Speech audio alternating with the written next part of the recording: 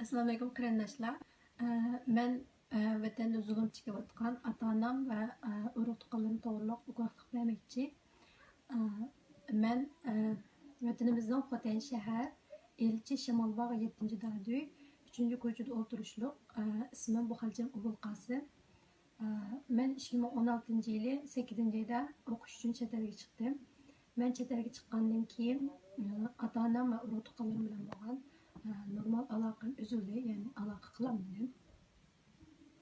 Men chet elga chiqib 2 oydan keyin, ya'ni 2016 10-oy atrofida dadamning soqchilar tarafidan tutib akitilganligi, tutib akitgandan keyin nihoyat og'ir qiyin qistoqlar va iskanjaga ilinganligi, qiyin qistoqlar nihoyat og'ir bo'lganligidan dadamning hattoki yuzi tunuqsiz bo'lib ketgachga shu soqchixona ishlaydigan qo'shnimizning o'g'lini dadamni tunuyolmay qolganligi, dadamni shu tutib akitilguncha toki 2017 5-oyga qadar qayerda qaysi turmada yashayotdi, qaysi gunoh bilan tutildi, hech qanday xabar bo'lmaganligi.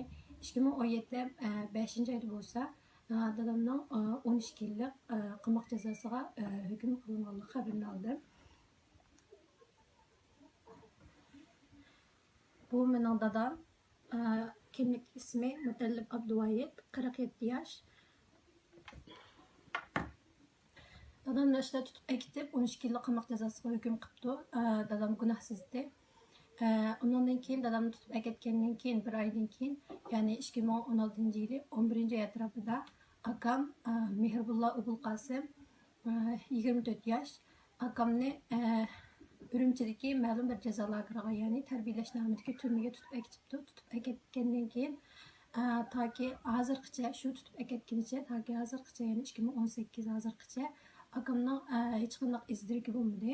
Hech qanday xabari qayerda qaysi lagerda turayotganligi hech qanday xabari bo'lmabdi.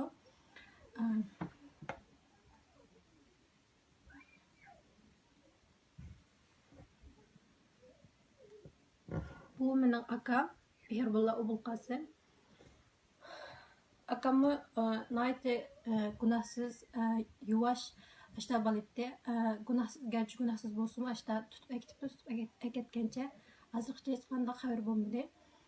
Undan keyin akam tutib akitgandan keyin mening 15 yoshlik inam Abduveli uni soqchilar dadriga gapirib o'zining eg'rilik ishlariga, ya'ni aroq butulkalarini to'shish, ashta og'ir ishlarga sapdi, kechalari post tutirish degandek.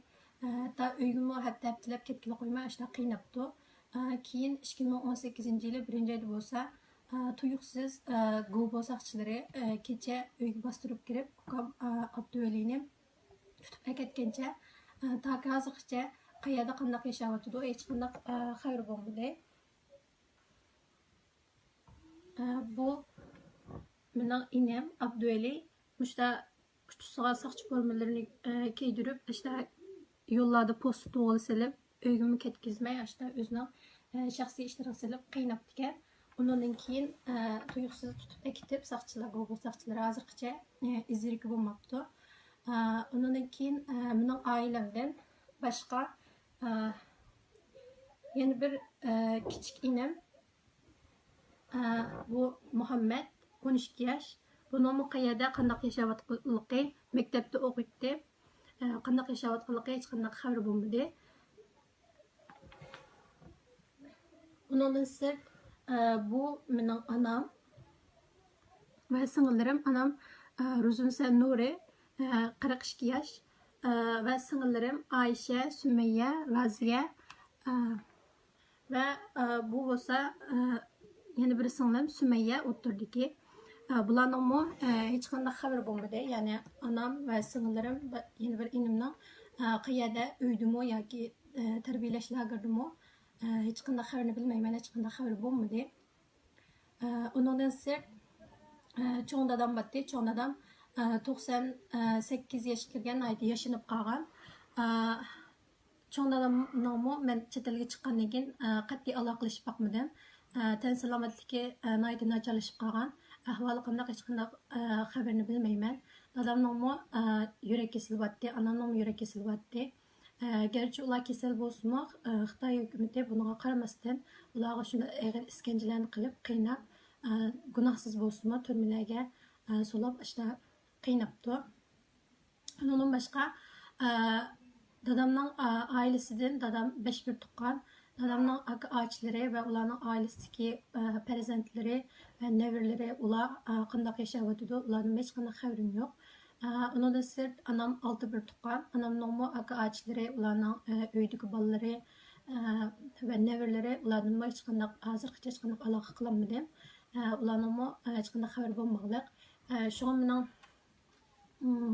qiladigan shikoyatim shuki, Xitoy hukumati meni ota-onamni, akamni, inimni ular gunohsiz tutib olibdi. Agar gunoh bor deyilsa, shularni bor, chunki gunohsiz odamlarni tutib qiynash bu bir cho'ng jinoyat. Men vatandan chiqqan vaqtimda ota-onam, qarindoshlarim hammasi nihoyatda sog'-salomat, xushal, xotirjam qolib qolgandi. Shu mening Xitoy hukumatini talab qilganim ota-onamni ularni darhol qo'yib o'tishini, gunohsiz bo'lgandan keyin ularni darhol qo'yib o'tishini va ularning buning xushalligini asliga keltirib ularni jam qilishini va ularning haq-huquqlarini, ya'ni insoniy huquqlarini, kishilik huquqlarini qonuniy yo'lda qo'g'dishini talab qilaman. Men bu da'voni toki ular bilan sog'-salomat ko'rishib, men vatanda men chiqqan vaqtda qolib qolgandagidek ular bilan ota-onam, akam, inim, anam va boshqa sing'illarim, qarindoshlarim, urug' tuqqanlarim bilan sog'-salomat ko'rishib, ular bilan jam bo'lgan qadar bu da'voni davomlashtiraman, bu da'voni to'xtatmayman.